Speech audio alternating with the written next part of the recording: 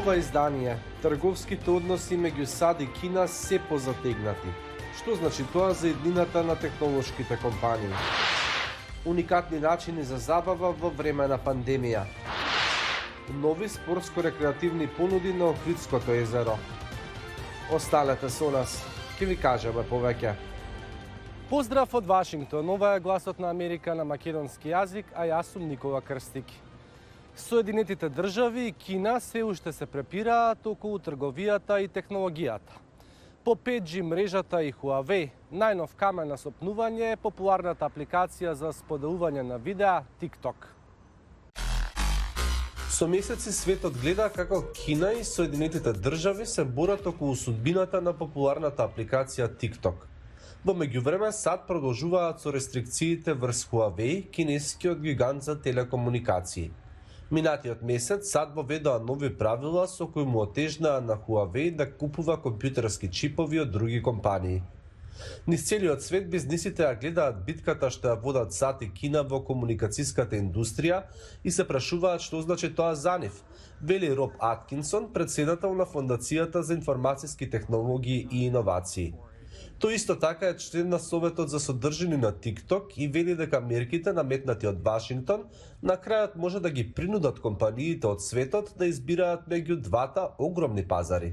Гледајќи во иднината, ова прави странските компании да се двоумат дали да купуваат од САД, ризикот од тоа според мене е голем. Со децении САД ја обвинува Кина за ограничување на пристапот кон нејзиниот домашен пазар. Сега исфрва некои кинески компании од својот пазар. Промена која за многумина е изненадувачка, вели Хедер Еванс, директорка на Frontier Technology Research и Азиско здружение на Северна Калифорнија. Тој вид на контрола или национализам го немаше порано во Америка. Ова може да биде почеток на многу построг режим за податоци и уште повеќе бариери за меѓународните компании, кои сакаат да работат и да се пробијат во американската економија. Освен што го ограничуваат досегот и влијанието на кинеските компании, американските власти може да преземат и друг пристап, да инвестираат во истражување и развој за да се осигураат дека САД ќе ја задржа технолошката предност, вели Ендру Грото, директор на програмата за геополитика, технологија и владење на Универзитетот Стенфорд. Во трка со коњи можете или да истрчате побрзо од конкуренцијата или да го онеспособите коњот пред трката. Мислам дека сега тоа е нашата стратегија кога немаме јасна визија како нашите коњи може да победат во трката. Или која е соодветната улога на владата, дали во регулаторната политика или во промовирање, истражување и развој. Кина неверојатно нема да отстапи од патот на технолошки двигател во светот, што значи дека Кина и САД се на патека на судир во однос на клучните индустрии. Охридското езеро годинава понуди нови содржини, скијање на вода и сурфање на даска, се разбира со помош на глисер. Сторијата ја има Мики Трајковски. Сте пробале ли некогаш да сурфате на даски или да скијате на вода или пак можеби да ве влечат со пловни објекти седнати на гума во форма на банана или крофна? Вакво несекојдневно адреналинско доживување ова лето за прв пат можеше да се проба и во Охрид. Оние кои тоа веќе го направиле, велат дека Охридското езеро е идеално за вакво нешто, но ти често пати доброто сурфање зависи од правецот и брзината на ветерот. Се влечеме со даска на нозе, со јаже на глисер. И супер искуство, прв пат пробав оваа година и е презабавно. Фалеше нешто вакво, затоа што од друга перспектива се гледа Охрид, значи малце поекстремна. Пред почетокот на водените лудори низ езерото неопходна е 10-минутна обука од страна на инструктори. Имаме од, би рекол, нај-софт адвенчер пакети до адреналински пакети, значи станува збор за, како што можете да видите, за нас е бананата и софата, кои се пофамилиарни, по-нежни да речам, не се толку опасни. На другата страна го имаме вейксурфот и вейкбордот, кои што стварно може да бидат, мислам, тие се адреналински, но сепак ризикот си е пресметан. Поголем дел од опремата е набавена со подршка на швајцарската агенција за развој и соработка преку програмата ИМЕ. Би сакале да понудиме 7-дневни пакети за идната година и викенд тури, и тоа со кампинг.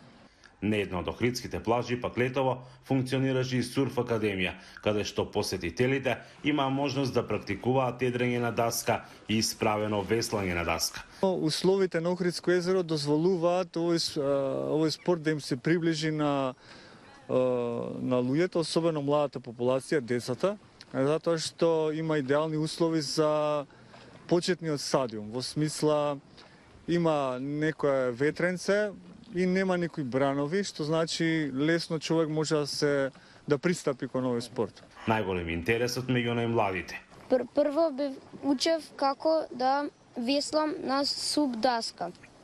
Имав некои мали вежби и на крај, бидејќи тоа ми беше усовршено, после другиот час преминав на виндсурфинг. По колку време сурфаш низ езерово?